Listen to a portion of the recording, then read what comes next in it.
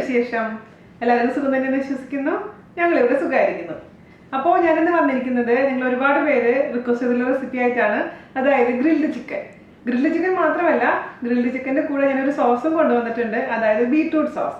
അപ്പോൾ ഇത് സോസ് വേണമെന്നൊരു നിർബന്ധമില്ല കേട്ടോ. ഗ്രിൽഡ് ചിക്കൻ തന്നെ കഴിക്കാം, അതിലേക്ക് വേറെ നിങ്ങൾക്ക് ഇഷ്ടപ്പെട്ട കോമ്പിനേഷൻ്റെ കൂടെ കഴിക്കാം. പക്ഷേ ഞാൻ ഇന്ന് ബീട്രൂട്ട് സോസ് കാണിച്ചത് മാത്രം. അതുപോലെ തന്നെ ഇതിന് മുൻപ് വെജിറ്റബിൾ ലോലിപോപ്പ് ഇട്ടുണ്ടായിരുന്നില്ലേ, അതിലും ഞാനൊരു സോസ് കാണിച്ചിട്ടുണ്ടായിരുന്നു. അത് രണ്ടും നല്ല കോമ്പിനേഷനാണ് ഗ്രിൽഡ് ചിക്കന്. അപ്പോൾ താല്പര്യമുണ്ടെങ്കിൽ തയ്യാറാക്കുക, അതല്ലെങ്കിൽ സാധാരണ ഗ്രിൽഡ് ചിക്കൻ മാത്രം ഉണ്ടാക്കുക. സോസ് ഉണ്ടാക്കിയിരുന്ന സമയത്ത് ഞാനൊരു കാര്യം പറയാൻ വിട്ടിട്ടുണ്ടായിരുന്നു. അതെന്തായിരുന്നു എന്ന് വെച്ച് കഴിഞ്ഞാൽ, ഈ സോസ് നമുക്ക് ബാക്കി വന്നിട്ടുണ്ടെങ്കിൽ ഒരു കണ്ടെയ്നറിൽ അടച്ച് നമുക്ക് ഒരു 2-3 ദിവസം സൂക്ഷിക്കാൻ പറ്റും കേട്ടോ. ഫ്രിഡ്ജിൽ വെച്ചാൽ മതി. അപ്പോൾ എല്ലാവരും തയ്യാറാക്കി നോക്കുക. അതുപോലെ തന്നെ ഇന്നലെ ഞാൻ ബീഫിൻ്റെ റെസിപ്പി ഇട്ടിട്ടുണ്ടായിരുന്നു. കാണാത്തവർ കാണാനും ഉണ്ടാക്കി നോക്കാനും മറക്കരുത്. ഒട്ടും താമസിക്കേണ്ടത് നമുക്ക് എങ്ങനെയാണ് സ്വാദിഷ്ടമായിട്ടുള്ള ഗ്രിൽഡ് ചിക്കൻ തയ്യാറാക്കാം എന്ന് നോക്കിയിട്ട് വരാം. Okay, see you. അപ്പോൾ നമുക്ക് ഗ്രിൽഡ് ചിക്കൻ ഉണ്ടാക്കാൻ തുടങ്ങാം. അതിനുവേണ്ടി ഞാനിവിടെ 1/2 കിലോ ചിക്കൻ ബ്രസ്റ്റാണ് എടുത്തിരിക്കുന്നത്. ഞാൻ എപ്പോഴും ഫ്രഷ് ചിക്കൻ മാത്രമേ ഉപയോഗിക്കാറുള്ളൂ. അതേസമയം നിങ്ങൾക്കിപ്പോൾ ഫ്രഷ് ചിക്കൻ അവൈലബിൾ അല്ലെങ്കിൽ ഫ്രോസൺ ചിക്കനും ഉപയോഗിക്കാം കേട്ടോ. എല്ലോട് കൂടിയുള്ള പാർട്ട് ഉപയോഗിക്കാം, എല്ലില്ലാത്ത ഭാഗം ഉപയോഗിക്കാം. ഞാനിപ്പോൾ ഇവിടെ ബോൺലെസ് ആയിട്ടുള്ള ചിക്കൻ്റെ ബ്രസ്റ്റ് പീസാണ് എടുത്തിരിക്കുന്നത്. ഇപ്പോൾ 1/2 കിലോ നമുക്ക് കിട്ടും. ഒരു 4-5 പീസായിട്ടുള്ള ഒരു പാക്കറ്റിലാണ് എനിക്കിവിടെ കിട്ടാറ്. അപ്പോൾ ഞാനിവിടെ ഒരു ചിക്കൻ ബ്രസ്റ്റിനെ എന്ത് ചെയ്തു എന്ന് വെച്ച് കഴിഞ്ഞാൽ വരഞ്ഞു കൊടുത്തിട്ടുണ്ട്. നമ്മൾ മീൻ വരയത്തില്ലേ, അതുപോലെ വരഞ്ഞു കൊടുത്തിട്ടുണ്ട്. ഫ്രണ്ടിലും കൊടുത്തിട്ടുണ്ട്, ബാക്കിലും വരഞ്ഞു കൊടുത്തിട്ടുണ്ട്. അപ്പോഴാണ് അതിലോട്ട് നമുക്ക് നന്നായിട്ട് മസാലയൊക്കെ പിടിക്കുകയുള്ളൂ. അതിന് വേണ്ടിയിട്ടാണ് ഇങ്ങനെ വരഞ്ഞു കൊടുക്കുന്നത്. ഓക്കെ, പിന്നെ മാത്രമല്ല നിങ്ങൾ ശ്രദ്ധിക്കേണ്ട കാര്യം എന്താണെന്ന് വെച്ച് കഴിഞ്ഞാൽ, ഒരുപാട് തിക്കായിട്ടുള്ള പാർട്ട് എടുക്കാൻ പാടില്ല. അതായത് മിനിമം ഇത്ര തിക്നെസ് വരാൻ പാടുള്ളൂ. ഒരുപാട് തിക്കായി കഴിഞ്ഞാൽ എന്താ കുഴപ്പമെന്ന് വെച്ച് കഴിഞ്ഞാൽ കുക്കിംഗ് ടൈം ഒരുപാട് എടുക്കും, പിന്നെ ആ ഒരു ടേസ്റ്റ് അത്രയും കിട്ടില്ല. അപ്പോൾ ഈ ഒരു രീതിയിൽ തിക്നെസ്സോടുകൂടി മുറിക്കുക. അതിനുശേഷം ഞാൻ പറഞ്ഞ പോലെ ഇതങ്ങ് വരഞ്ഞു വെക്കുക. ഓക്കെ, അപ്പോൾ ഈ ചിക്കൻ ബ്രസ്റ്റ് ഞാൻ ആദ്യം എന്താ ചെയ്തതെന്ന് വെച്ച് കഴിഞ്ഞാൽ ഓവർനൈറ്റായിട്ട് സോക്ക് ചെയ്ത് വെച്ചു. അതും ചെയ്യണമെന്ന് ഒരു നിർബന്ധമില്ല കേട്ടോ. ഞാൻ എപ്പോഴും പക്ഷേ അങ്ങനെ ചെയ്യാറ്. അതായത് ഞാനിതിലേക്ക് ഒരു 2 ടേബിൾ സ്പൂൺ തൈരും 1 ടീസ്പൂൺ ഉപ്പും കുറച്ച് വെള്ളവും കൂടി ഒഴിച്ച് നന്നായി മിക്സ് ചെയ്തിട്ട് അതിലോട്ട് ചിക്കൻ ബ്രസ്റ്റ് സോക്ക് ചെയ്തു. അതായത് മുക്കി വെച്ചു, എന്നിട്ട് അടച്ച് ഫ്രിഡ്ജിൽ വെച്ചു. അതിനുശേഷം രാവിലെ അതെല്ലാം നന്നായി വാഷ് ചെയ്ത് കളഞ്ഞ്, ഈ ചിക്കൻ ബ്രസ്റ്റ് നന്നായി വാഷ് ചെയ്ത് പല പ്രാവശ്യം, അതിനുശേഷം വെള്ളമൊക്കെ കളഞ്ഞ് വെച്ചിരിക്കുന്നതാണിത്. അപ്പോൾ നമ്മൾ തൈരിലും അതുപോലെ തന്നെ ഉപ്പിലും എന്തിനാണ് സോക്ക് ചെയ്യുന്നതെന്ന് ഞാൻ പല തവണ എൻ്റെ വീഡിയോസിൽ പറഞ്ഞിട്ടുണ്ട്. അതായത് നല്ല ചിക്കൻ നല്ല ജ്യൂസി ആയിട്ടിരിക്കാൻ വേണ്ടിയിട്ടാണ് അങ്ങനെ ചെയ്യുന്നത്. ഫ്രൈ ചെയ്യുന്ന ഐറ്റംസ് നമ്മളിങ്ങനെ ചെയ്യുകയാണെങ്കിൽ നല്ല ജ്യൂസി ആയിട്ടുള്ള മീറ്റ് നമുക്ക് കഴിക്കാൻ പറ്റും. അപ്പോൾ എൻ്റെ പല വീഡിയോസിലും ഞാൻ പറഞ്ഞിട്ടുണ്ട്. അപ്പോൾ ആദ്യമായിട്ട് വീഡിയോ കാണുന്നവർക്കാണ് ഞാൻ വീണ്ടും വീണ്ടും ഇത് എക്സ്പ്ലെയിൻ ചെയ്ത് തരുന്നത്. അപ്പോൾ നിങ്ങൾക്കിപ്പോൾ തിരക്കിലൊക്കെ ആണെന്നുണ്ടെങ്കിൽ ചെയ്യണമെന്ന് നിർബന്ധമൊന്നുമില്ല കേട്ടോ. അതേസമയം ഉണ്ട് ഓൾറെഡി നിങ്ങൾ പ്ലാൻ ചെയ്യുകയാണെന്നുണ്ടെങ്കിൽ രാത്രി ഇതേപോലെ സോക്ക് ചെയ്ത് വെക്കുകയാണെങ്കിൽ രാവിലെ ബാക്കിയുള്ള പരിപാടികൾ ചെയ്താൽ മതി. അപ്പോൾ ഇതെല്ലാം ചെയ്ത് ക്ലീൻ ചെയ്ത് വരഞ്ഞു വെച്ചിരിക്കുന്ന ചിക്കൻ്റെ പീസസ് ആണിത്. നമുക്കിത് മാറ്റി വയ്ക്കാം. ഇതിലോട്ട് നമുക്ക് മാരിനേറ്റ് ചെയ്യാനുള്ള മസാലയൊക്കെ റെഡിയാക്കണം. ഓക്കെ, ഞാനിപ്പോൾ ഇതിലേക്ക് മുളക് പൊടി ഉപയോഗിക്കുന്നേ ഇല്ല. പച്ചമുളകും അതേപോലെ തന്നെ കുരുമുളകും മാത്രമാണ് ഉപയോഗിക്കുന്നത് എരിവിനായിട്ട്. ഓക്കെ, അപ്പോൾ നമുക്കിത് മാറ്റി വയ്ക്കാം. ഇനി നമുക്ക് ഒരു ജാർ എടുക്കാം. ഞാൻ ഏറ്റവും ചെറിയ ജാറാണ് ഉപയോഗിക്കുന്നത്, അതായത് ചട്നിയൊക്കെ അരയ്ക്കുന്ന ജാറ്. ആദ്യം എടുത്തിരിക്കുന്നത് പച്ചമുളകാണ്. ഒരു 10 പച്ചമുളക് എടുത്തിട്ടുണ്ട്. അപ്പോൾ നിങ്ങളുടെ സ്പൈസ് ലെവൽ അനുസരിച്ച് പച്ചമുളകിൻ്റെ എണ്ണം മാറ്റണം. മാത്രമല്ല ഈ പച്ചമുളകിൻ്റെ എരിവും ഇവിടെ ഒരു ഇമ്പോർട്ടൻ്റ് ആണ്. അതായത് ഇപ്പോൾ ഇതിപ്പോൾ നല്ല എരിവുള്ള മുളകാണ്, അതുകൊണ്ട് ഞാൻ 10 എടുത്തിട്ടുണ്ട്. എരിവ് കുറവാണെന്നുണ്ടെങ്കിൽ അതിനനുസരിച്ച് നമ്പർ കൂട്ടണം. അതേസമയം ഇതിനേക്കാൾ എരിവുണ്ടെന്നുണ്ടെങ്കിൽ നമ്പർ കുറയ്ക്കണം. അപ്പോൾ ഒരു 10 മുളക് ഞാൻ പറഞ്ഞ പോലെ എടുത്തിട്ട് നിങ്ങൾ അരച്ച് നോക്കൂ. അവസാനം അരച്ച് കഴിഞ്ഞിട്ട് ആ പേസ്റ്റ് ഒന്ന് ടേസ്റ്റ് ചെയ്ത് നോക്കുക. അപ്പോൾ നിങ്ങൾക്ക് ഏകദേശം മനസ്സിലാവും എരിവ് എങ്ങനെയുണ്ട് എന്നുള്ള കാര്യം. അപ്പോൾ എരിവ് കുറവാണെന്ന് തോന്നുകയാണെങ്കിൽ കുറച്ചും കൂടെ പച്ചമുളക് ആഡ് ചെയ്തിട്ട് അരച്ചെടുത്താൽ മതിയാവും. ഓക്കെ, അപ്പോൾ നന്നായിട്ട് വാഷ് ചെയ്ത് വെച്ചിരിക്കുന്ന മുളകാണിത്. നമ്മുടെ ജാറിലോട്ട് മുളക് അരിഞ്ഞിട്ട് കൊടുക്കാം. അരിയാണ്ട് ഇട്ട് കഴിഞ്ഞാൽ നമുക്ക് അരയ്ക്കാൻ ബുദ്ധിമുട്ടായിരിക്കും. അതുകൊണ്ട് പച്ചമുളക് 10 ഞാനിങ്ങനെ അരിഞ്ഞിട്ട് കൊടുക്കുകയാണ്. അപ്പോൾ ഞാനൊരു 10 പച്ചമുളക് അരിഞ്ഞിട്ട് കൊടുത്തിട്ടുണ്ട്. ഇനി ഞാനിതിലേക്ക് ചേർത്ത് കൊടുക്കാൻ പോകുന്നത് ഒരു 10 മണിയോളം കുരുമുളക്. ഇനി ഞാനിതിലേക്ക് ചേർത്ത് കൊടുക്കാൻ പോകുന്നത് വെളുത്തുള്ളിയാണ്. ഒരു ഇതേപോലത്തെ വലിയ അല്ലി വെളുത്തുള്ളിയാണെന്നുണ്ടെങ്കിൽ ഒരു 8-9 പീസ് വെളുത്തുള്ളിയാണ് ഇതിൽ ഇമ്പോർട്ടൻറ്റ്. ഞാൻ ഇതിൽ ഇഞ്ചി ചേർക്കുന്നില്ല. നിങ്ങൾക്ക് താല്പര്യമുണ്ടെന്നുണ്ടെങ്കിൽ ഇഞ്ചി ചേർക്കാം. അപ്പോൾ വെളുത്തുള്ളി ഇതുപോലെ തന്നെ ചെറിയ ചെറിയ പീസസ് ആയിട്ട് അങ്ങ് അരിഞ്ഞിട്ട് കൊടുക്കാം. നാടൻ വെളുത്തുള്ളിയാണെങ്കിൽ 15 എണ്ണമൊക്കെ എടുക്കേണ്ടി വരും.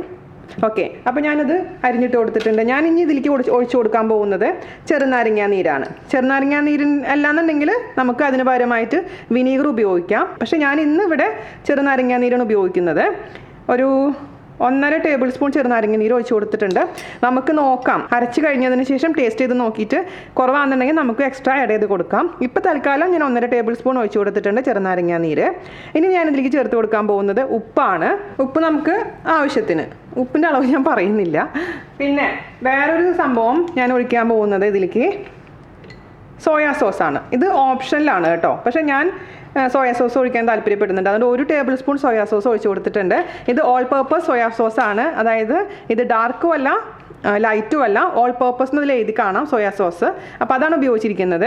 ഞാനിപ്പോൾ ഇവിടെ കിക്കോമാൻ എന്ന് പറഞ്ഞ ബ്രാൻഡാണ് ഉപയോഗിച്ചിരിക്കുന്നത്. പലരും എന്നോട് പറഞ്ഞിട്ടുണ്ടായിരുന്നു കിക്കോമാൻ ബ്രാൻഡ് ഇവിടെ ദുബായിൽ ബാൻ ചെയ്തിരിക്കുകയാണ്. പക്ഷേ ബാനൊന്നും ചെയ്തിട്ടൊന്നുമില്ല, എല്ലാ കടയിലും അവൈലബിൾ ആണ്. എനിക്കതാണ് കൂടുതൽ താല്പര്യം. അപ്പോൾ ഞാൻ ഒഴിച്ചു കൊടുത്തിട്ടുണ്ട് 1 ടേബിൾ സ്പൂൺ. ഇനി ഞാൻ അവസാനമായിട്ട് ഇതിലേക്ക് ചേർത്ത് കൊടുക്കാൻ പോകുന്നത് പഞ്ചസാര. പഞ്ചസാര നിങ്ങൾക്ക് ചേർക്കാം അല്ലെങ്കിൽ ചേർക്കാതിരിക്കാം. പഞ്ചസാരയ്ക്ക് പകരമായിട്ട് വേണമെന്നുണ്ടെങ്കിൽ ബ്രൗൺ ഷുഗർ ഉപയോഗിക്കാം. കാരണം ഇതെന്ന് പറഞ്ഞാൽ ഈ ഇപ്പോൾ അരച്ച് വരുന്ന ടേസ്റ്റ് നിങ്ങൾ ടേസ്റ്റ് ചെയ്യുമ്പോൾ മനസ്സിലാക്കേണ്ടത് എന്താണെന്ന് വെച്ച് കഴിഞ്ഞാൽ എരിവും പുളിയും ഉപ്പും മധുരവും ഉള്ള ഒരു ടേസ്റ്റാണ് നമുക്ക് വരേണ്ടത്. ഒരുപാട് പഞ്ചസാരയല്ല, എന്നാലും കുറച്ച് പഞ്ചസാര ഇടുമ്പോഴാണ് നമ്മുടെ ചിക്കൻ ഫ്രൈ ചെയ്ത് വരുമ്പോൾ ഗ്രില്ല് ചെയ്ത് വരുമ്പോൾ ഒരു നല്ലൊരു ബ്രൗൺ കളർ വരണം. അതിന് വേണ്ടിയിട്ടാണ് നമ്മൾ ഇതിലേക്ക് പഞ്ചസാര ആഡ് ചെയ്യുന്നത്. അപ്പോഴാണ് കാരമലൈസ് ചെയ്ത് വരാൻ വേണ്ടിയിട്ടാണ് പഞ്ചസാര ആഡ് ചെയ്യുന്നത്. അപ്പോൾ നിങ്ങൾക്ക് പഞ്ചസാര വിരോധികളാണ് നിങ്ങളെങ്കിൽ നിങ്ങളത് സ്കിപ്പ് ചെയ്യാം. പിന്നെ മാത്രമല്ല ടേസ്റ്റ് നല്ല ഡിഫറൻസ് ഉണ്ടാവും. പഞ്ചസാര ചേർത്ത് കഴിഞ്ഞാൽ ഒരു പ്രത്യേക ടേസ്റ്റ് ആയിരിക്കും. പക്ഷേ ഞാൻ പറഞ്ഞ പോലെ നിങ്ങൾക്ക് താല്പര്യം ഇല്ലാന്നുണ്ടെങ്കിൽ അത് സ്കിപ്പ് ചെയ്ത് കളയാം. ഞാനിപ്പോൾ ഇതിലേക്ക് 1 ടീസ്പൂൺ പഞ്ചസാര ചേർത്ത് കൊടുക്കാൻ പോവുകയാണ്. അരച്ച് കഴിഞ്ഞതിന് ശേഷം നമുക്ക് ടേസ്റ്റ് ചെയ്ത് നോക്കിയിട്ട് എന്തൊക്കെ കുറവുകളാണെന്നുണ്ടെങ്കിൽ നമുക്കത് ഒഴിച്ചു കൊടുക്കണം. അപ്പോൾ ഇത് നമുക്ക് നന്നായിട്ട് അങ്ങ് അരച്ച് കൊണ്ടുവരാം. നല്ല ഫൈനായിട്ടുള്ള പേസ്റ്റായിട്ട് അരയ്ക്കാൻ പ്രത്യേകിച്ച് ശ്രദ്ധിക്കുക. ഓക്കെ, അപ്പോൾ അരച്ചിട്ട് ഞാൻ കൊണ്ടുവരാം കേട്ടോ. അപ്പോൾ നന്നായിട്ട് അരച്ച് കൊണ്ടുവന്നിട്ടുണ്ട് ഞാനിവിടെ. ഞാനിതിലേക്ക് ഇപ്പോൾ 1 ടേബിൾ സ്പൂൺ വെള്ളം കൂടി എക്സ്ട്രാ ആഡ് ചെയ്തിട്ടുണ്ട്. കാരണം ശരിക്കും അറിയുന്നുണ്ടായിരുന്നില്ല. അപ്പോൾ 1 ടേബിൾ സ്പൂൺ എക്സ്ട്രാ വെള്ളം ആഡ് ചെയ്തിട്ട് നല്ല ഫൈനായിട്ട് ഞാൻ അരച്ച് കൊണ്ടുവന്നിട്ടുണ്ട്. ഞാൻ ഇതിൻ്റെ ടേസ്റ്റ് ഒന്ന് നോക്കട്ടെ. ഇതിൽ എന്തെങ്കിലും കുറവുണ്ടെന്നുണ്ടെങ്കിൽ നമുക്ക് ഈ സമയത്ത് ഒഴിച്ചു കൊടുക്കണം. അപ്പോൾ ഞാൻ ഇച്ചിരി ഒന്ന് ടേസ്റ്റ് ചെയ്യട്ടെ കേട്ടോ. അടിപൊളി, നല്ല എരിവുണ്ട് കേട്ടോ. അതായത് നല്ല എരിവ് എന്ന് വെച്ച് കഴിഞ്ഞാൽ നമ്മൾ മാരിനേറ്റ് ചെയ്ത് വെക്കുമ്പോൾ ചിക്കൻ അടിപൊളിയായിരിക്കും. ഉപ്പിൻ്റെ മാത്രം കുറച്ച് കുറവുണ്ട്. ഇപ്പം നിങ്ങൾക്ക് നോക്കിയിട്ട് പുളി കുറവാന്ന് തോന്നുന്നുണ്ടെങ്കിൽ 1/2 ടീസ്പൂണും കൊണ്ടൊക്കെ നമുക്ക് വേണമെങ്കിൽ ഒഴിച്ച് കൊടുക്കാം. പക്ഷേ നമ്മൾ ഇനി സോസ് ഉണ്ടാക്കുന്നുണ്ട്, അപ്പോൾ അതിലും പുളി വരും. അല്പം മാത്രം ഞാൻ ഉപ്പ് എക്സ്ട്രാ ആഡ് ചെയ്ത് കൊടുക്കുന്നുണ്ട്. മിക്സ് ചെയ്ത് കൊടുക്കുക. ഇനി നമുക്ക് നമ്മുടെ ചിക്കൻ അങ്ങ് എടുക്കുക, അതിലോട്ട് ഇതങ്ങ് ഒഴിച്ച് കൊടുക്കുക. ഇപ്പോൾ എത്ര സമയം കൂടുതൽ മാരിനേറ്റ് ചെയ്യുന്നോ അത്രയും നല്ലതാണ്. അതായത് ചിക്കനുള്ളിലോട്ടൊക്കെ നന്നായിട്ടങ്ങ് മസാലയൊക്കെ പിടിച്ച് നല്ല ടേസ്റ്റ് ആയിരിക്കും. മിനിമം 1 മണിക്കൂറെങ്കിലും നിങ്ങളിതങ്ങ് അടച്ച് ഫ്രിഡ്ജിലങ്ങ് മാരിനേറ്റ് ചെയ്ത് വെക്കുക. അപ്പോൾ ഫ്രിഡ്ജില്ലാത്തവരാണെന്നുണ്ടെങ്കിൽ പുറത്ത് വെച്ചാലും മതി. ഫ്രിഡ്ജിലാണെങ്കിൽ പെട്ടെന്ന് തന്നെ ഇതിലേക്ക് അങ്ങ് മസാല പിടിച്ചോളും. അറ്റ്ലീസ്റ്റ് 1 മണിക്കൂറില്ലെങ്കിലും 20 മിനിറ്റെങ്കിലും വെക്കണം കേട്ടോ. ഇത് പുരട്ടെ വശം തന്നെ നിങ്ങളിത് ചെയ്യാൻ പാടില്ല. അപ്പോൾ നമ്മൾ ഉദ്ദേശിക്കുന്ന ടേസ്റ്റ് ഗ്രിൽഡ് ചിക്കന് കിട്ടില്ല.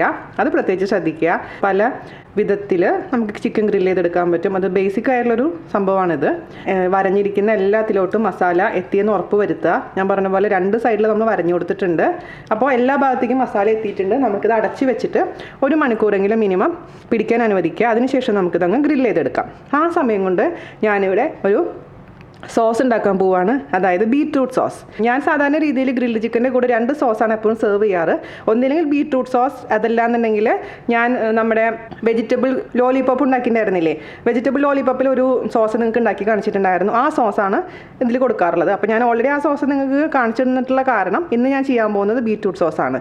അപ്പോൾ നമുക്ക് ബീറ്റ്റൂട്ട് സോസ് ഉണ്ടാക്കാൻ തുടങ്ങാം. അതിനുവേണ്ടി ഞാനിവിടെ ആദ്യം എടുത്തിരിക്കുന്നത് ബീറ്റ്റൂട്ടാണ്. ഞാനിപ്പോൾ ഒരു വലിയ ബീറ്റ്റൂട്ട് എടുത്തിട്ടുണ്ട്. ഞാൻ മൊത്തത്തിൽ ഇടില്ല, ഒരു 3/4 ഭാഗം ഇടുള്ളൂ. നിങ്ങളൊരു മീഡിയം ബീറ്റ്റൂട്ട് എടുത്താൽ മതിയാവും. അതുപോലെ തന്നെ ഞാനൊരു 5 അല്ലി വെളുത്തുള്ളി എടുത്തിട്ടുണ്ട്. വലിയ അല്ലി വെളുത്തുള്ളിയാണ് 5 എണ്ണം, 2 പച്ചമുളക്, ഒരു 10 കുരുമുളക്, പിന്നെ ഉപ്പ്, വെള്ളം. ഇത്രയാണ് നമുക്ക് ആദ്യം ബീറ്റ്റൂട്ട് കുക്ക് ചെയ്യാൻ ആവശ്യമുള്ള സാധനങ്ങൾ. അപ്പോൾ അതിന് വേണ്ടി നമുക്കൊരു കുക്കർ എടുക്കുക. ആ കുക്കറിലോട്ട് നമ്മുടെ ബീറ്റ്റൂട്ട്, ഇതിൻ്റെ തൊലിയൊക്കെ കളഞ്ഞ് വാഷ് ചെയ്ത് വെച്ചിട്ടുള്ള ബീറ്റ്റൂട്ടാണ്, ഇത് ചെറുതാക്കി അങ്ങ് അരിഞ്ഞിട്ട് കൊടുക്കുക. നല്ല കളറുള്ള ബീറ്റ്റൂട്ട് ആണെങ്കിൽ അടിപൊളിയായിരിക്കും കാണാൻ. ഓക്കെ, അപ്പോൾ ബീറ്റ്റൂട്ട് ഞാൻ അരിഞ്ഞിട്ട് കൊടുത്തിട്ടുണ്ട്. ഇനി ഇതിലോട്ട് ഞാൻ ഈ വെളുത്തുള്ളി അരിഞ്ഞിട്ട് കൊടുക്കുകയാണ്. ഒരു 2 പച്ചമുളക് നീളത്തിൽ അരിഞ്ഞിട്ട് കൊടുക്കുക. കുറച്ച് കുരുമുളക്, ഒരു 10-12 കുരുമുളക് ഇട്ട് കൊടുക്കുക. ഓക്കെ, ഇത്ര ഇട്ടിട്ടുണ്ടല്ലോ. ഇനി നമുക്ക് ഇതിലേക്ക് ആവശ്യത്തിനുള്ള ഉപ്പ് ചേർത്ത് കൊടുക്കുക. ഉപ്പ് പിന്നെ നമുക്ക് വീണ്ടും ചേർക്കണം. അപ്പോൾ തൽക്കാലം കുറച്ച് ചേർത്താൽ മതി. പിന്നെ ആവശ്യത്തിന് വെള്ളം. അതായത് ഞാനിപ്പോൾ ഇതിലേക്ക് ഒരു 1/2 ഗ്ലാസ് വെള്ളമാണ് ഒഴിച്ച് കൊടുത്തിരിക്കുന്നത്. പക്ഷേ ഞാൻ സവാള ഇടാൻ മറന്നുപോയി. അപ്പോൾ ഒരു പകുതി സവാള നമുക്ക് ഇട്ട് കൊടുക്കാം. ഒരു മീഡിയം സവാളയുടെ പകുതി കേട്ടോ. ഓക്കെ, അപ്പോൾ ഇത്ര ഐറ്റംസ് ഇട്ടല്ലോ. ഇനി നമുക്കിത് അടച്ച് വെച്ചിട്ട് കുക്ക് ചെയ്യാം. മീഡിയം ഫ്ലെയിമിൽ 2 വിസിൽ. 2 വിസിൽ വന്നു കഴിഞ്ഞാൽ നമുക്ക് ഓഫ് ചെയ്യാം. അതിനുശേഷം കംപ്ലീറ്റ് പ്രഷറെല്ലാം പോയതിന് ശേഷം നമുക്ക് ഓപ്പൺ ചെയ്യാം. ഓക്കെ, 2 വിസിൽ വന്നിട്ടുണ്ട് കേട്ടോ. ഞാൻ ഓഫ് ചെയ്യുകയാണേ.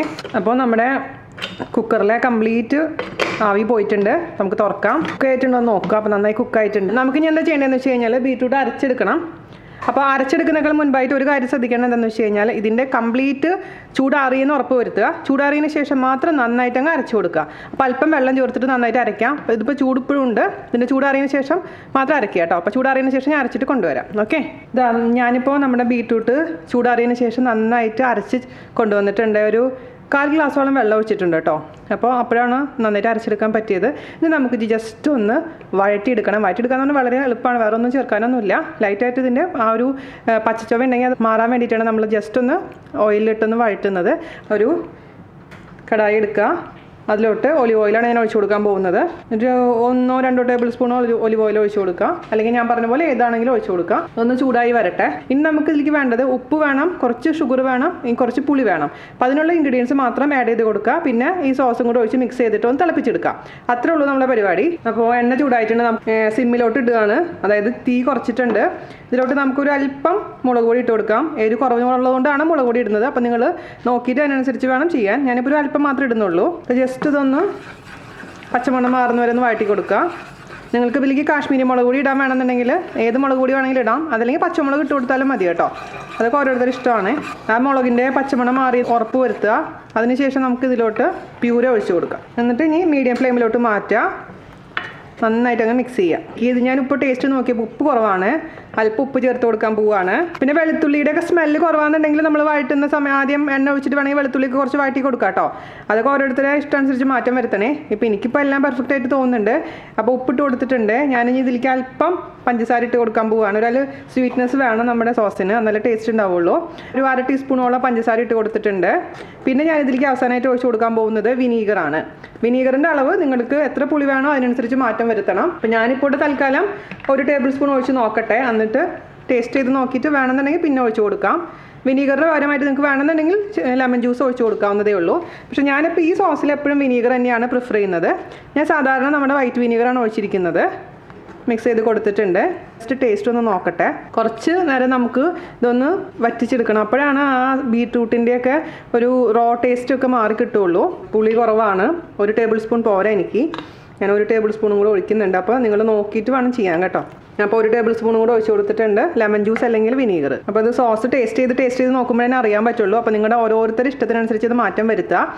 ആ ഒരു കുത്തുണ്ടാവാൻ പാടില്ല നമ്മുടെ സോസിന്, അത്രേ ഉള്ളൂ. ആ ഒരു പച്ചമണം ഉണ്ടാവാൻ പാടില്ല. അപ്പോൾ അത് മാറുന്ന വരെ നമുക്കിതൊന്ന് കുക്ക് ചെയ്തുകൊണ്ടിരിക്കുക. ഞാൻ ഇപ്പോൾ മീഡിയം ഫ്ലെയിമിലാണ് ഇട്ടിരിക്കുന്നത്. അപ്പോൾ ഏകദേശം റെഡ്യൂസായി വരുന്നുണ്ട്. നമുക്ക് 2-3 മിനിറ്റ് കൊണ്ട് കഴിയുമ്പോൾ നമുക്ക് അങ്ങ് ഓഫ് ചെയ്യാം. ഞാൻ ഫ്ലെയിം ഒന്ന് കൂട്ടി വെച്ചിട്ടുണ്ട്. പക്ഷേ അടച്ചു വെച്ചിട്ടുണ്ട് പാത്രം കൊണ്ട്. കാരണം എന്താണെന്ന് വെച്ച് കഴിഞ്ഞാൽ അല്ലെങ്കിൽ പുറത്തേക്ക് കംപ്ലീറ്റ് അങ്ങ് തെറിച്ച് പോകും നമ്മുടെ സോസ്. അപ്പോൾ നമ്മുടെ അടുപ്പിൻ്റെ സൈഡൊക്കെ കംപ്ലീറ്റ് സോസ് കൊണ്ട് നിറയും. എപ്പോഴും അങ്ങനെ ചെയ്യാൻ മറക്കരുത് കേട്ടോ. അപ്പോൾ ഞാനിത് ഓഫ് ചെയ്തു കേട്ടോ. മതി, ഞാൻ തുറന്നു. അടച്ചു വെച്ചിട്ട് പോലും ചിരിയൊക്കെ പുറത്തേക്ക് പോയിട്ടുണ്ട്. ഇത് മതിയാവും. ഇനി ഇരിക്കുമ്പോൾ അത് തിക്കായിട്ട് മാറും. അപ്പോൾ ടേസ്റ്റ് ചെയ്ത് നോക്കുക. ലാസ്റ്റായിട്ട് ഇപ്പോൾ ഞാൻ പറഞ്ഞ പോലെ എന്തെങ്കിലും കുറവുണ്ടെങ്കിൽ നമുക്ക് ചേർത്ത് കൊടുക്കാൻ മറക്കരുത്. അപ്പോൾ ഇതിന് മാറ്റി വയ്ക്കാം. ഇനി നമുക്ക് ഇപ്പോൾ 1 മണിക്കൂർ ആയിട്ടുണ്ട്. നമ്മൾ ചിക്കൻ മാരിനേറ്റ് ചെയ്ത് വെച്ചിട്ട് നമുക്ക് ചിക്കൻ ഗ്രില്ല് ചെയ്യാൻ തുടങ്ങാം. ഓക്കെ, അപ്പോൾ അപ്പോഴേക്കും നമ്മുടെ സോസ് തണുത്തോളും.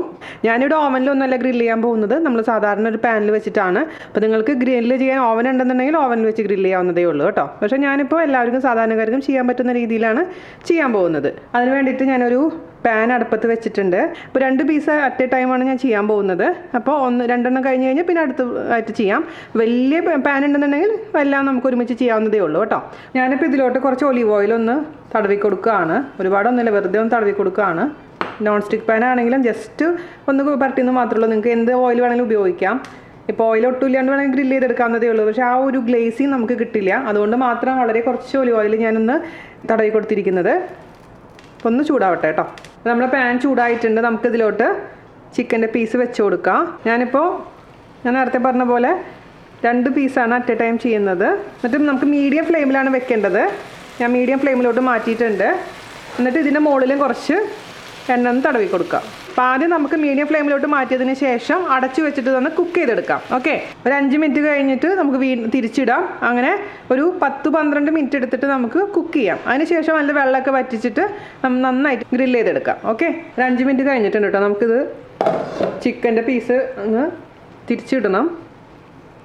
അപ്പോൾ ഒരു ഭാഗം കുക്കായിട്ടുണ്ട്, അടുത്ത ഭാഗത്തേക്ക് തിരിച്ചിട്ടിട്ട് അങ്ങ് കുക്ക് ചെയ്തെടുക്കാം. അപ്പോൾ 2 ഭാഗം കുക്കായതിന് ശേഷം നമ്മൾ പിന്നെ തുറന്ന് വെച്ചിട്ട് അങ്ങ് നന്നായിട്ട് ഗ്രില്ല് ചെയ്തെടുക്കും. ആദ്യം കുക്ക് ചെയ്യാൻ പ്രത്യേകിച്ച് ശ്രദ്ധിക്കുക കേട്ടോ. അടച്ചു വെച്ച് കഴിഞ്ഞാൽ മാത്രമേ കുക്കായി കിട്ടുള്ളൂ. ഇപ്പോൾ 5 മിനിറ്റ് കഴിഞ്ഞിട്ടുണ്ട്. മൊത്തത്തിൽ ഇപ്പോൾ 10 മിനിറ്റ് നമ്മൾ ചിക്കൻ വേവിച്ചിട്ടുണ്ട്. നമുക്ക് ഇനി എന്താ ചെയ്യേണ്ടതെന്ന് വെച്ച് കഴിഞ്ഞാൽ ഇതഞ്ഞ് തുറന്ന് വെച്ചിട്ട് അത് ഗ്രില്ല് ചെയ്തെടുക്കണം. അപ്പോൾ ഒരു നല്ല ഗോൾഡൻ കളർ ആവുന്നവരെ ഗ്രില്ല് ചെയ്തെടുക്കണം. അപ്പോൾ ഞാൻ കുറച്ച് ഒലിവ് ഓയിൽ ഇതിൻ്റെ മുകളിലേക്ക് ഒന്ന് തടവി കൊടുത്തിട്ടുണ്ട്. അപ്പോൾ തിരിച്ചിടുക. ഇത് നല്ലൊരു കളർ വരും. അപ്പോൾ ഇനി മീഡിയം ഫ്ലെയിമിൽ തന്നെ ഇട്ടിട്ട് നമുക്കിത് 2 ഭാഗവും ഇതുപോലെ നല്ല ഇതാവുന്നത് വരെ ഗ്രില്ല് ചെയ്തെടുക്കാം. ഞാൻ എപ്പോഴും ചെറിയ ചെറിയ പീസായിട്ട് ചെയ്യാനാണ് താല്പര്യപ്പെടുന്നത്. കാരണം ഒരുപാട് വലിയ പീസ് നമ്മൾ കട്ടിയിൽ എടുക്കണമെങ്കിൽ ഉണ്ടല്ലോ ഒരുപാട് സമയം പിടിക്കും ചിക്കൻ ഇത് റെഡി ആയിട്ട് വരാൻ. ഞാൻ ചെറിയ പാത്രം ഉള്ളതുകൊണ്ടാണ് 2-3 ബാച്ചായിട്ട് ചെയ്യുന്നത്. പക്ഷേ ഇങ്ങനെ ചെയ്യുമ്പോൾ സംഭവം എന്താണെന്ന് വെച്ച് കഴിഞ്ഞാൽ കുക്കാവുകയും ചെയ്യും, അതേസമയം നല്ല ഗ്രില്ഡ് ചിക്കൻ്റെ ആ ഒരു ടേസ്റ്റ് കിട്ടുകയും ചെയ്യും നമുക്ക്. ഓവറായിട്ട് നമ്മൾ എണ്ണ ഉപയോഗിക്കുന്നില്ല, വളരെ കുറച്ച് മാത്രം ഒന്ന് തൂക്കി കൊടുക്കുന്നുള്ളൂ. അപ്പോൾ ഇത് തിരിച്ചും മറിച്ചിട്ടിട്ട് കറക്റ്റായിട്ടൊന്ന് ഗ്രില്ല് ചെയ്തെടുക്കുക. അത്രയുള്ള പരിപാടി. ഇപ്പോൾ ചിക്കൻ കുക്കായെന്ന് അറിയാൻ വേണ്ടിയിട്ട് ഒരു ഫോർക്ക് വെച്ചിട്ട് ഉള്ളിലോട്ടൊന്ന് ഇൻസേർട്ട് ചെയ്ത് കൊടുത്താൽ മതി കേട്ടോ. അപ്പോൾ ഉള്ളിലോട്ട് നല്ല സുഖമായിട്ട് ഫോർക്ക് പോകുമ്പോൾ നമുക്ക് മനസ്സിലാവും ചിക്കൻ കുക്കായിട്ടുണ്ടെന്നുള്ള കാര്യം. അപ്പോൾ ഞാൻ നേരത്തെ അങ്ങനെ ചെയ്ത് നോക്കിയിട്ടുണ്ടായിരുന്നു. അപ്പോൾ ഏകദേശം നമ്മുടെ ചിക്കൻ റെഡി ആയിട്ടുണ്ട്. 2 ഭാഗത്തും നല്ല ബ്രൗൺ കളർ ആയിട്ടുണ്ട്. പിന്നെ നിങ്ങൾക്ക് കാർബൺ കൂടുതലായി തോന്നുന്നുണ്ടെന്നുണ്ടെങ്കിൽ ഒരു ടിഷ്യൂ പേപ്പർ എന്തെങ്കിലും തുണി എടുത്തിട്ട് നമുക്കത് ഒന്ന് വൈപ്പ് ചെയ്ത് കൊടുത്താൽ മതി. അപ്പോൾ ഈ ചിക്കനിലോട്ട് ഒരുപാട് അങ്ങ് ബ്ലാക്ക് കളർ പിടിക്കില്ല കേട്ടോ. ഞാനിപ്പോൾ എന്താ ചെയ്യാന്ന് വെച്ച് കഴിഞ്ഞാൽ ഓരോ പ്രാവശ്യവും നമ്മുടെ ചിക്കൻ ഗ്രില്ല് ചെയ്തെടുത്തതിന് ശേഷം നമ്മുടെ പാൻ ഒന്ന് തുടച്ചു കൊടുക്കും. അപ്പോൾ ബ്ലാക്ക് കളർ എന്തെങ്കിലും ഉണ്ടെങ്കിൽ അതൊക്കെ പൊക്കോളും. അതിന് ശേഷം ഫ്രഷ് ആയിട്ടുള്ള ചിക്കൻ്റെ പീസസ് ഇടുമ്പോൾ അതിലോട്ടൊന്നും അധികം കാർബണൊന്നും പിടിക്കില്ല, അതായത് കരിഞ്ഞത് പിടിക്കില്ല എന്ന് ചുരുക്കം. ഓക്കെ, അപ്പോൾ നമ്മൾ ആദ്യത്തെ ബാച്ച് റെഡി ആയിട്ടുണ്ട്. നമുക്കിത് എടുക്കാം. ഒരു ടിഷ്യൂ പേപ്പറിലോട്ട് വെച്ച് കൊടുക്കാം. ഇനി നമുക്ക് അടുത്ത ചിക്കൻ ഇതേപോലെ തന്നെ എന്തിനാ അടച്ചു വെച്ചിട്ട് കുക്ക് ചെയ്യുക. അതിനുശേഷം പിന്നെ ഇതേപോലെ തന്നെ തുറന്ന് വെച്ചിട്ട് ഗ്രില്ല് ചെയ്തെടുക്കുക. അപ്പോൾ എക്സ്ട്രാ എന്തെങ്കിലും കരിഞ്ഞ പോലെ എന്തെങ്കിലും ഉണ്ടെങ്കിൽ നമുക്കൊന്ന് തുടച്ചു കൊടുത്തതിന് ശേഷം മാത്രം ചിക്കൻ വെക്കാൻ പാടുള്ളൂ കേട്ടോ. ഇനി നമുക്ക് അടുത്ത 2 പീസ് വെച്ച് കൊടുക്കുക. ഞാൻ പറഞ്ഞില്ലേ എൻ്റെ ചെറിയ പാത്രം ആയതുകൊണ്ടാണ് ഞാൻ 2 പീസ് എന്ന് പറയുന്നത് കേട്ടോ. അടച്ചു വെച്ചിട്ട് കുക്ക് ചെയ്തെടുക്കുക. എപ്പോഴും മീഡിയം ഫ്ലെയിം ആയിരിക്കണം, അത് പ്രത്യേകിച്ച് ശ്രദ്ധിക്കണം. അപ്പോൾ നേരത്തെ കാണിച്ചു തന്ന പോലെ തന്നെ ഇത് വീണ്ടും മറിച്ചിടുക, എന്നിട്ട് വീണ്ടും അടച്ചു വെക്കുക. അതുപോലെ തന്നെ ഗ്രില്ല് ചെയ്തെടുക്കുക കേട്ടോ. അത് മൊത്തത്തിൽ ഞാൻ ഗ്രില്ല് ചെയ്തതിന് ശേഷം അവസാനം ഞാൻ കാണിച്ചു തരാം. അപ്പോൾ നമ്മുടെ സോസ് കണ്ടില്ലേ തിക്കായിട്ട് മാറിയിട്ടുണ്ട്. ഇതാണ് കൺസിസ്റ്റൻസി. ഇതിൻ്റെ ലാസ്റ്റായിട്ട് ടേസ്റ്റ് ഒന്നും കൂടെ നോക്കട്ടെ കേട്ടോ. അടിപൊളിയായിട്ടുണ്ട്, എല്ലാം പെർഫെക്റ്റ് ആയിട്ടുണ്ട്. എരിവും ഉപ്പും പുളിയും ചെറിയൊരു മധുരം ഒക്കെ ഉണ്ട്. ഇച്ചിരി പുളി മുന്നോട്ട് നിൽക്കണം, അപ്പോഴാണ് ടേസ്റ്റ് ഉണ്ടാവുക കേട്ടോ. അപ്പോൾ ഇത് നമുക്ക് നമ്മുടെ ചിക്കൻ്റെ കൂടെ സെർവ് ചെയ്യാം. അപ്പോൾ ഞാൻ ലാസ്റ്റ് ബാച്ച് അതിൻ്റെ അടുപ്പത്താണ് ഉണ്ടാക്കിയത്. ഞാൻ ജസ്റ്റ് നിങ്ങൾക്കൊന്ന് കാണിച്ചു തരാം. അപ്പോൾ ഞാൻ ആദ്യം ഉണ്ടാക്കിയ 4 എണ്ണം ഓൾറെഡി ഞാൻ ഗാർണിഷ് ചെയ്തു, ഒന്ന് ഫോട്ടോ എടുക്കാൻ വേണ്ടിയിട്ട്. അപ്പോൾ ഞാനൊന്ന് ടേസ്റ്റ് ചെയ്ത് നോക്കിയാലോ. കുറേ നാളായില്ലേ ചിക്കൻ ടേസ്റ്റ് ചെയ്തിട്ട് കാണിച്ചിട്ട്. അപ്പോൾ നല്ല സോഫ്റ്റായിട്ട് ഇരിക്കുന്ന ചിക്കനാണ്. അപ്പോൾ നമ്മുടെ ബീറ്റ്റൂട്ട് സോസിൽ മുക്കുക. അപ്പോൾ ബീറ്റ്റൂട്ട് സോസ് ഉണ്ടാക്കിയിട്ടില്ലെങ്കിൽ ചിലർക്ക് ബീറ്റ്റൂട്ട് ഇഷ്ടപ്പെട്ടു എന്ന് വരില്ല. അപ്പോൾ അതിന് പകരമായിട്ട് ഞാൻ പറഞ്ഞ മറ്റേ സോസ് ഉണ്ടാക്കുക. അതിൻ്റെ ലിങ്ക് ഞാൻ താഴെ തരാം. അതായത് നമ്മുടെ വെജിറ്റബിൾ ലോലിപോപ്പിൻ്റെ റെസിപ്പിയിലിട്ടിരിക്കുന്ന സോസ് കേട്ടോ. അതും അടിപൊളിയാണ്. ബീറ്റ്റൂട്ടും ഇതും അടിപൊളിയാണ്. അപ്പോൾ ഇതൊന്ന് ഞാൻ കൂട്ടിയൊന്ന് കഴിച്ച് നോക്കട്ടെ. ഒന്നും പറയാനില്ല, അടിപൊളിയായിട്ടുണ്ട്. വേറെ എന്താ പറയണ്ടേ, അതിൻ്റെ ആ പുളിയും എരിവും എല്ലാം കൂടി ആകുമ്പോൾ പെർഫെക്റ്റ് ആയിട്ടുണ്ട്.